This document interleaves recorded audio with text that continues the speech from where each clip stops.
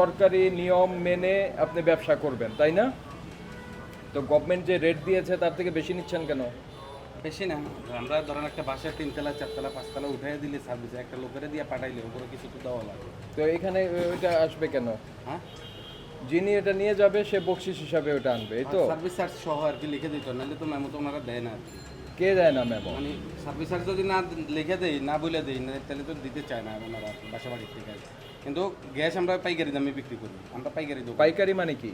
মানে পাইকারি মানে খুচরা আমরা তো মানে বাসা বাড়িতে খুব কম রেট, আমরা রিটেলার মানে আমাদের থেকে রিটেলারে নিই। Very good. তাহলে রিটেলারদেরকে যে দিচ্ছেন এটা তাহলে 3500 আপনি 5000 টাকা বিক্রি করছেন কিভাবে? 1400 করে রাখছেন,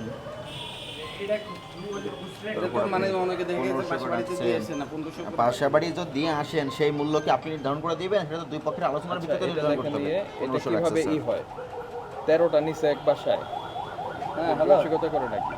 না 13টা না একটা নিচে 1400 রাখছে, আগের কপির দাগ করছে স্যার।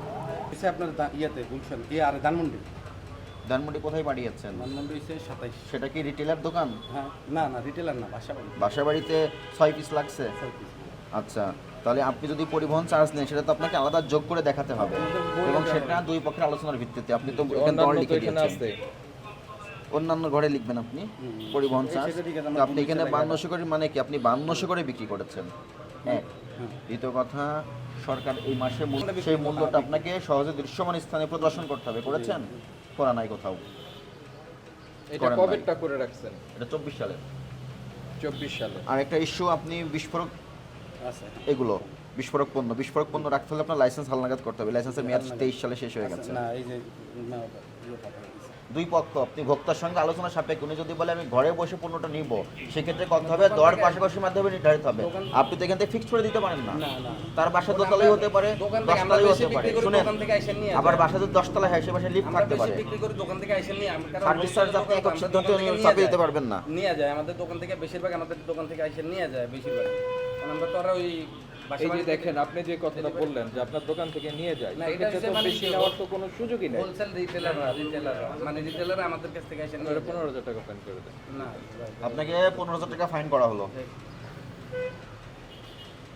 এই আপনি আমাদের সে গোডাউনে মাল রেখেছেন, সে গোডাউনের লেআউট দেখান। গোডাউন আমার তো এই যে এইটাই ছিল। আপনার শুধু এখানে না, আপনি বার্কের লাইসেন্সটা দেখান, বাংলাদেশ এনার্জি রেগুলেটরি কমিশনের। আপনার হেক্টারে কি পরিমাণ রাখতে পারবেন সেই লাইসেন্সটা দেখান আমাদেরকে। আমাদের এই লাইসেন্স তো এই বিস্ফোরকের, আমার দোকানে তো এখানে। বাংলাদেশ এনার্জি রেগুলেটরি কমিশনের লাইসেন্সও লাগবে আপনাকে। আর যখন আপনি বিস্ফোরক পরিদপ্তরের লাইসেন্স দিবেন তখন আপনাকে লেআউট সাবমিট করতে হবে। আপনি এই পণ্যগুলো কোথায় রাখবেন সেই লেআউটের ডকুমেন্টস দেখান আমাদেরকে। হ্যাঁ হ্যালো, হ্যাঁ এগুলো ভরা গ্যাস কি আপনি এইভাবে রাখতে পারবেন? এখানে রাখার তো নিয়মকানুন আছে, এগুলো কীভাবে রাখতে হবে, কীভাবে সাজাতে হবে, একটার উপর একটা কীভাবে রাখতে হবে, আপনার ওখানে জায়গা, বাতাস চলাচলের জায়গা রাখতে হবে। আছে আপনার ফায়ার এক্সটিংগুইশার যেটা আছে এই একটাই দুইটা। কি বেনিফিট আছে? হ্যাঁ আজকে ফায়ারের লাইসেন্স আমি জমা দিয়েছি। দেখান তো, টিউবটা খুঁড়িয়ে দেখান। কারণ আপনি শুধু আপনার জন্য না, 13/8 এটা মেয়াদ চলে গেছে শেষ। গত মাসে। মেয়াদ শেষ। ওটাও একটু দেখি স্যার আমরা, ওটাও দেখান অবস্থা। এগুলো তো আপনাদের সেফটির জন্য তো রাখা উচিত। ভাই আপনি একটা দুর্ঘটনা